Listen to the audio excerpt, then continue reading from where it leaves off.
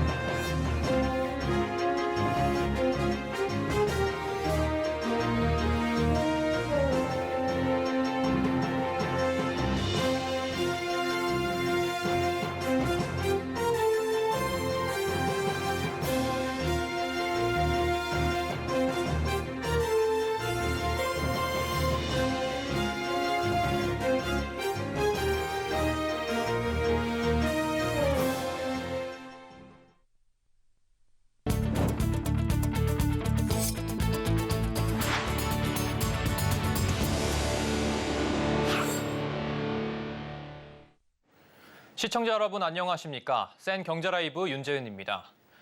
지난해 대부업 이용자 수가 15년 만에 100만 명 아래로 떨어진 것으로 조사됐습니다. 다만 담보대출 비중은 50%를 넘어서면서 저신용자들이 외면받고 있다는 분석도 나오는데요.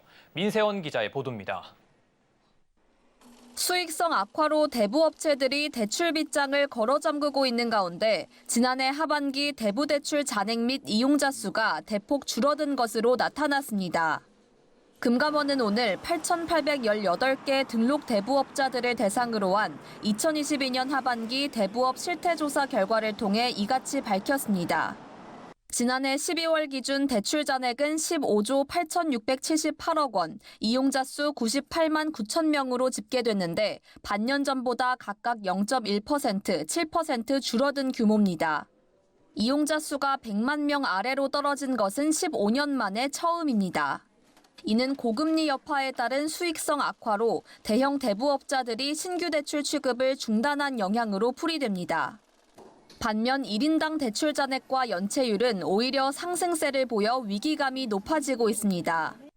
지난해 하반기 1인당 대출 잔액은 1,604만 원으로 2020년 이후 증가세를 보입니다. 대부업체들이 급전 신용대출 비중을 줄이고 상대적으로 안전한 담보대출을 늘린 영향으로 분석됩니다. 실제 지난해 하반기 기준 담보대출 비중은 무려 56%를 넘어섰습니다. 연체율도 상승세를 타고 있는데 대형 대부업자의 연체율은 6개월 만에 1.3%포인트 급등한 7.3%로 집계됐습니다. 2019년 이후 3년 만에 다시 상승 전환한 모습입니다.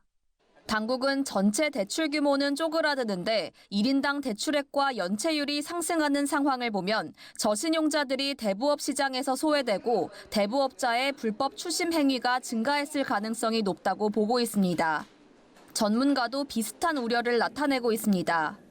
서민들이 제도권 내에서 대출을 못 받고 서민들이 오히려 사채 시장으로 가서 금융당국은 저신용층 신용공급 현황을 모니터링하고 채권 추심 업무 운영 실태를 점검할 계획이라고 밝혔습니다.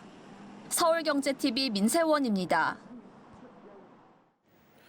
기업 공개 IPO 시장에서 상장 첫날 오를 수 있는 가격 제한 폭이 확대됐습니다. 공모가의 최대 400%까지 오를 수 있게 된 건데요. 이른바 따따블 가능성의 비투 우려가 커지자 증권사들이 미수 거래를 제한하고 나섰습니다. 김혜영 기자입니다. 상장 첫날 3-4개 주의 외상거래에 제동이 걸렸습니다. 증권사들이 공모주의 상장 첫날 미수 거래를 제한한 겁니다. 삼성증권과 KB증권, NH투자증권에 이어 키움증권도 동참했습니다. 공모가 10,000원짜리 주식이 상장 첫날 4만 원까지 오를 수 있는 만큼 수익에 대한 기대감이 자칫 빚을 내 투자하는 비투로 번질 수 있다는 우려가 커진 겁니다. 떨어졌을 때 리스크가 상당히 커질 수가 있기 때문에 따따블이 돼서 상한가 맞을 수 있다는 얘기인 거잖아요. 그런 위험성에 대한 대비 차원에서 이런 조치들이 당국은 상장 첫날 가격 제한폭을 60에서 400%로 확대했습니다. 이에 기존 따상은 사라지고 따따블이란 용어가 등장했습니다. 이에 증권사들도 미수거래 위험 관리에 나선 겁니다. 미수거래란 투자자가 일정 비율의 증거금을 담보로 증권사에서 돈을 빌려 주식을 사는 일종의 외상거래입니다. 미수거래는 증거금 납입 후 이 거래일 빌린 돈을 갚아야 합니다. 만일 투자자가 돈을 갚지 않으면 증권사가 보유 주식을 강제 처분하고 이 과정에서 손실이 발생하면 투자자뿐 아니라 증권사가 미수금을 떠안게 됩니다.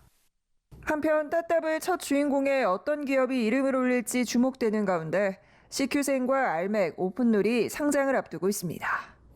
서울경제TV 김혜영입니다. 지난해 국내 임플란트 업계 최초로 매출 1조 원을 달성한 오스템 임플란트가 코스닥 시장을 떠납니다. 오늘 주주총회에서 상장 폐지 안건이 통과되면서 코스닥 시장 상장 16년 만에 증시를 떠나는 것인데요. 서지은 기자가 보도합니다. 오스템 임플란트는 오늘 주주총회에서 상장 폐지 안건이 의결됐다고 밝혔습니다. 또 주식 액면가를 500원에서 5,000원으로 변경하고 주식 수를 10분의 1로 줄이는 액면 병합 안건도 통과됐습니다. 상장 폐지 안건이 통과된 직후 오스템 임플란트는 한국거래소에 상장 폐지를 신청했습니다. 주식 병합과 상장 폐지 심사 등을 이유로 오늘부터 약 한 달간 매매 거래가 정지됩니다. 거래소 심사를 통해 상장 폐지가 승인된 후에 약 일주일간의 정리매매 기간이 부여될 예정이고요. 최종 상장 폐지가 이루어진 후에 약 6개월 동안에는 장외 주식 매수를 또한 계획하고 있습니다. 앞서 사모펀드 운용사 MBK 파트너스와 UCK 컨소시엄이 두 차례의 공개 매수를 통해 오스템 임플란트 주식 96.1%를 확보한 바 있습니다. 코스닥 시장의 경우 명확한 규정은 없으나 유가증권시장 기준 지분율 95%를 확보해야 상장 폐지 요건을 갖추게 됩니다. 오스템 임플란트는 직원의 2천억 원 횡령 사건 이후 강성부 펀드의 표적이 되면서 지배구조 개선 등에 대한 요구를 받아왔습니다. 경영권 압박을 받아온 최규옥 회장은 사모펀드의 최대 주주 지위를 내주면서 퇴진 요구 등에 자유로워질 수 있게 됐으며 최대 주주가 된 사모펀드는 상장 폐지의 속도를 높였습니다. 상장 폐지를 결정한 배경으론 의사결정 효율성이 꼽힙니다. 상장 기업의 경우 공시 의무 충족과 주주총회 등 고려해야 할 요소들이 많지만 비상장 기업의 경우 빠른 의사결정이 가능하기 때문입니다. 사모펀드를 새로운 주인으로 맞은 오스템 임플란트가 상장 폐지 수순에 들어가면서 경영 전반에 변화의 바람이 불 것으로 보입니다. 서울경제TV 서지은입니다.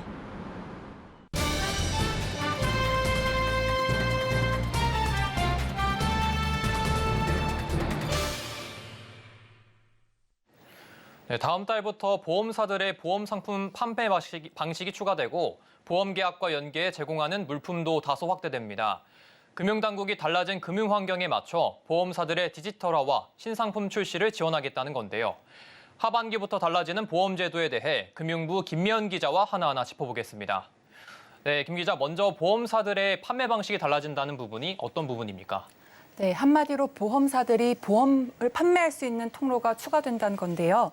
오늘 금융위원회는 다음 달 1일부터 보험업법 시행령과 감독규정 개정안을 시행한다고 밝혔습니다. 이에 따라 앞으로 모든 보험사는 하이브리드 방식과 영상통화를 활용해 보험 모집이 가능하게 됩니다. 우선 하이브리드는 스마트폰을 통해 음성을 듣는 동시에 화면으로 설명서를 보는 방식을 말하는데요. 지금은 일부 보험사만 혁신금융 서비스를 통해 이 하이브리드 방식을 통해 보험을 모집하게 됩니다. 현재 보험사들이 가입자 모집을 위해 활용하는 비대면 채널에는 전화 통화와 인터넷 홈페이지, 모바일 앱밖에 없는데요. 특히 전화 모집은 소비자가 설계사와의 음성 통화만으로 복잡한 보험 상품을 이해하고 청약을 진행해야 한다는 어려움이 있습니다. 앞으로는 소비자가 음성과 화면 두 개를 통해 설명을 듣게 되므로 보험 상품에 대한 이해도가 더 높은 상태에서 청약을 진행할 수 있게 됩니다. 또 사무실이나 집에서 화상 통화로도 설계사의 설명을 듣고 보험 가입을 할 수 있게 됩니다. 화상 통화를 활용한 보험 모집은 다음 달 6일부터 운영됩니다. 네, 이와 함께해서 보험 계약 시에 소비자에게 제공할 수 있는 물품도 다소 늘어난다고 하는데 어떤 물품들이 있을까요? 네, 맞습니다. 금융위는 보험사가 보험 상품을 판매할 때 이 보험 사고 발생 위험을 낮출 수 있는 물품도 함께 제공하도록 하고 있는데요. 현재는 이 한도가 3만 원입니다. 따라서 보험사가 소비자와 보험 계약을 할 때 3만 원이 넘는 물품은 제공할 수가 없습니다. 하지만 이제는 이 한도가 20만 원까지 늘어나게 됩니다. 단 보험 사고 발생 위험 경감 효과가 있다는 판단의 하에서만 하는 건데요. 표를 준비했습니다. 한번 표를 보시면요. 예를 들면 주택화재 보험 가입자에겐 20만 원 상당의 가스 누출과 화재 발생 감지 제품 등을 줄 수 있는 식입니다. 또는 반려동물 보험 가입자에겐 연간 보험료의 10% 상당의 반려동물 구충제나 예방접종을 제공할 수 있습니다. 금융위는 이를 통해 보험사의 경영 자율성을 높여 다양한 보험 상품의 개발을 유도한다는 계획입니다. 네, 또 보험을 계약할 때 소비자들에게 전달해야 될 정보도 더 늘어난다고 한다면서요? 네, 맞습니다. 네. 현재 생명보험협회와 손해보험협회는 보험사들의 모든 상품들을 한눈에 볼 수 있도록 비교하고 공시하는 서비스를 운영 중인데요. 앞으로 이 항목에 보험계약 유지율이 추가됩니다. 이는 해당 보험 상품의 중장기적인 만족도를 가늠할 수 있는 지표입니다. 현재도 보험 상품별로 단기 지표인 불완전 판매 비율 등은 공시되고 있는데요. 불완전 판매 비율이란 1년간의 신규 계약 중에서 해지나 무효 등의 비중을 말합니다. 앞으로는 체결된 계약의 1년, 2년, 3년, 5년간 유지된 비중을 추가 공시해서 다른 소비자들의 실제적이고 전반적인 만족도를 함께 비교할 수 있도록 했습니다. 보험사로서도 장기적인 소비자 만족도를 높일 상품을 개발하고 판매하는 데 더 힘써야 될 것으로 보입니다. 또 앞으로는 외화보험을 판매할 때 소비자가 충분히 상품에 대해 인지할 수 있도록 설명 의무를 강화합니다. 외화보험이란 보험료는 물론 보험금 지급까지 모두 외국 돈으로 이루어지는 보험인데요. 하지만 실제 판매는 원화로 진행돼 환율 변동에 따른 위험 노출이 큰 상품입니다. 금융위는 보험사들이 외화보험을 판매할 때 소비자들에게 실제로 필요한지 실수요 여부를 확인하고 환율 변동에 따른 보험료나 해지 환급 등을 수치화해 설명하도록 한다는 계획입니다. 네, 7월부터 바뀌는 보험 제도에 대해 짚어봤습니다. 감사합니다. 감사합니다.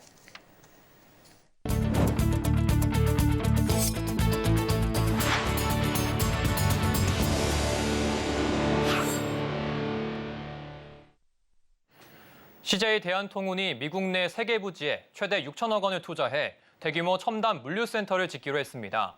우리나라의 글로벌 물류 경쟁력이 강화되는 것은 물론 한미 경쟁 동맹에도 일조할 것이라는 긍정적인 평가가 나옵니다. 이호진 기자입니다. CJ 대한통운이 한국해양진흥공사와 손잡고 미국의 대규모 첨단 물류센터를 구축하는 북미 프로젝트를 추진하기로 했습니다. 이번 프로젝트는 6천억 원 규모로 총 3개의 물류센터를 구축하게 됩니다. 시카고, 뉴욕 등지의 CJ 대한통운 미국 법인이 보유한 총 36만 제곱미터 규모의 부지 3곳을 활용하고 한국해양진흥공사는 물류센터 건설을 위한 자금 조달을 지원할 예정입니다. 양사는 올해 3분기 내에 투자 확약서를 체결하고 내년 1분기부터 착공에 들어가 오는 2026년 상반기부터 2027년까지 순차 완공을 목표로 하고 있습니다. 향후 물류센터 운영은 CJ 대한통운이 맡게 됩니다. 미국 내 구축된 물류센터는 우리 수출 기업과 이커머스 판매자들의 북미 시장 진출을 지원하는 교두보 역할을 할 것으로 기대됩니다. 세계 경제의 중심인 미국 시장에 도전하는 한국 기업을 위해 수출입 화물이나 이커머스 판매자 상품을 우선 취급하게 됩니다. 이번 북미 프로젝트는 한국의 1위 무역 흑자국인 미국에서 이뤄진 대규모 물류시설에 대한 최초의 민관 공동투자라는 데서도 의미를 갖습니다. 6천억 원 규모의 현지 투자뿐 아니라 상시 고용 인원 500명 및 물류센터 건설로 인한 신규 고용 유발 효과가 한미 경제동맹에도 이바지할 것이라는 분석도 나옵니다. CJ 대한통운은 신규 물류센터에 TES 기반의 빅데이터, AI 등의 첨단 기술을 도입하는 한편 기존 미국에서 운영 중인 57개 물류센터와 연계 운영해 산업으로까지 K 열풍을 이어나가겠다는 계획입니다. 서울경제TV 이호진입니다. 르노코리아 자동차가 전동화 전환에 속도를 내는 모습입니다. 내년부터 오로라 프로젝트를 통해 하이브리드 차를 내놓고 2026년엔 새 전기차를 출시하겠다는 계획인데요. 성남균 기자입니다. 완성차 시장의 전동화 흐름 속에서 르노코리아 자동차가 발빠르게 움직이고 있습니다. 자동차 업계에 따르면 르노코리아 자동차는 신차 출시 전략인 오로라 프로젝트를 진행 중입니다. 어두운 시기였던 과거를 지나 새로운 빛을 비춘다는 의미를 담았습니다. 오로라 프로젝트의 첫 번째 신차는 하이브리드 중형 SUV가 될 전망입니다. 이어 2025년엔 중대형 크기의 쿠페형 SUV가 베일을 벗을 예정입니다. 오는 2026년엔 전기차를 선보이는 것을 목표로 관련 기술 개발에 속도를 내고 있습니다. 여기에 부산 공장에 연간 20만 대 규모의 전기차 생산 시설을 짓는 방안을 검토 중입니다. 중형 하이브리드 SUV 출시를 준비하고 있습니다. 이와 함께 향후 전기차 국내 생산도 계획 중에 있으며 이를 위한 배터리 수급 확보에도 노력하고 있습니다. 르노코리아는 차량의 사후 관리에 더욱 집중하며 소비자 공략에도 나섭니다. 소비자 조사업체 자동차 기획조사에 따르면 르노코리아 자동차는 지난해 AS 부문 소비자 만족도에서 7년 연속 1위를 기록한 바 있습니다. 르노코리아는 전동화 전환과 서비스 강화라는 전략을 통해 국내와 해외 시장에서의 저변을 확대해 나간다는 계획입니다. 서울경제TV 성나균입니다. 삼성전자가 MZ세대 공략에 나섰습니다. 체험형 플래그십 스토어 삼성 강남을 열고 체험과 소통의 공간을 마련했는데요. 김효진 기자가 다녀왔습니다. 입구로 들어가는 자동문이 열리자 서로 껴안고 있는 허그베어가 고객을 맞아줍니다. 마음을 맞대고 있는 허그베어처럼 고객과 마음을 맞대겠다는 메시지를 담은 겁니다. 앞으로도 고객을 위한 진정성 있는 플레이그라운드로 차별화된 브랜드 체험과 친밀한 커뮤니티 공간으로 발전해 나가겠습니다. 2층으로 올라가면 삼성전자의 최신 갤럭시 스마트폰, 태블릿, 웨어러블 IT 제품 등을 체험할 수 있습니다. 리테일 도슨트 기능을 활용하면 마치 미술관처럼 제품의 설명을 들을 수 있고 진열되지 않은 제품 스펙도 비교할 수 있습니다. 갤럭시 전용 액세서리 브랜드 SLBS 스튜디오도 마련돼 소비자가 원하는 자신만의 디자인으로 케이스를 제작할 수 있습니다. 한층 위 비스포크 홈메타에선 3D 가상주택에서 TV와 생활가전 제품을 체험해 볼 수 있습니다. 개방과 놀이터를 뜻하는 오픈 플레이그라운드 공간에는 600인치의 초대형 스크린 더 월에서 각종 미디어 아트를 8K의 고화질로 감상할 수 있습니다. 데스크탑, 태블릿, 스마트폰 등을 활용해 게임 등을 하며 삼성의 기술력을 한 번에 경험할 수 있는 공간도 마련돼 있습니다. 삼성전자는 하반기 공개될 폴더블 폰과 태블릿 신모델을 삼성 강남에서 체험할 수 있도록 할 계획입니다. 특히 즐길 수 있는 콘텐츠를 보강해 변화된 삼성 스토어를 국내 다른 매장에도 접목한다는 방침입니다. 서울경제TV 김효진입니다. 인천시가 재외동포청 유치에 성공하면서 글로벌 도시로 첫 발을 내딛었습니다. 시는 재외동포청 유치로 마이스 산업과 관광산업 등 연간 1,500억 원의 파급 효과를 기대하는 한편 글로벌 도시 이미지를 본격화하겠다는 보관인데요. 서울경제TV 경제라이브에서는 재외동포청 유치가 지역 경제에 미치는 영향을 총 3회에 걸쳐 보도합니다. 차성민 기자입니다. 인천시 중곡 월미도에 위치한 한국이민사박물관. 대한민국의 이민의 역사가 이곳에 고스란히 남아 있습니다. 이민사박물관이 인천에 문을 연 이유는 우리나라의 이민의 역사가 인천에서 시작됐기 때문입니다. 120년 전인 1902년 한인 121명을 태운 배가 인천에서 출발해 미국 하와이로 도착한 것이 대한민국의 첫 이민에 대한 기록입니다. 선조들의 이민을 배웅했던 인천이 이제는 그들을 맞이하는 마중의 도시로 새롭게 태어나게 됐습니다. 인천 시민이 배웅했던 동포들을 다시 마중하는 도시 인천에 재외동포청이 개청을 했다는 것은 굉장히 큰 의미가 있는 것 같습니다. 인천시는 재외동포청 유치로 지역 경제에 미치는 파급 효과가 상당할 것으로 기대하고 있습니다. 실제로 재외동포재단이 추진한 마이스 행사 중 하나인 세계 한상대회는 지난 2021년 비즈니스 상담 실적만 2억 2,900만 달러를 기록했습니다. 이와 함께 인천시 글로벌 브랜드 확립이나 디아스포라 문화자산 활용 등 돈으로 매길 수 없는 효과도 크다는 것이 인천시의 설명입니다. 재외동포청 유치는 단순히 중앙행정기관이 오는 게 아닌 전 세계 193개국에서 사회, 문화, 경제, 산업 분야에서 민간 외교관이자 경제사절로 활동하고 있는 750만 재외동포의 고향이고 수도처럼 느낄 수 있는 거점 도시가 된다는 것을 의미합니다. 하지만 시가 그리고 있는 청사진이 현실로 이루어지기 위해서는 풀어야 할 숙제도 많습니다. 인천시가 지난 2013년 녹색 기후기금을 인천으로 유치해 국제적 위상이 높아졌지만 이를 활용한 비즈니스 모델 창출은 기대치에 미치지 못했습니다. 지역사회와 교류할 수 있는 사업이나 프로그램 개발에 많은 관심을 가져야 한다는 지적이 나오고 있는 이유입니다. 인천시는 이런 문제점을 풀기 위해 재외동포를 지원하기 위한 조례를 만드는 등 재외동포청과 연계한 사업에 필요한 지원 방안을 마련한다는 방침입니다. 재외동포청을 품은 인천시의 청사진이 현실로 이루어질지 인천 시민들의 기대감이 커지고 있습니다. 서울경제TV 인천 차성민입니다.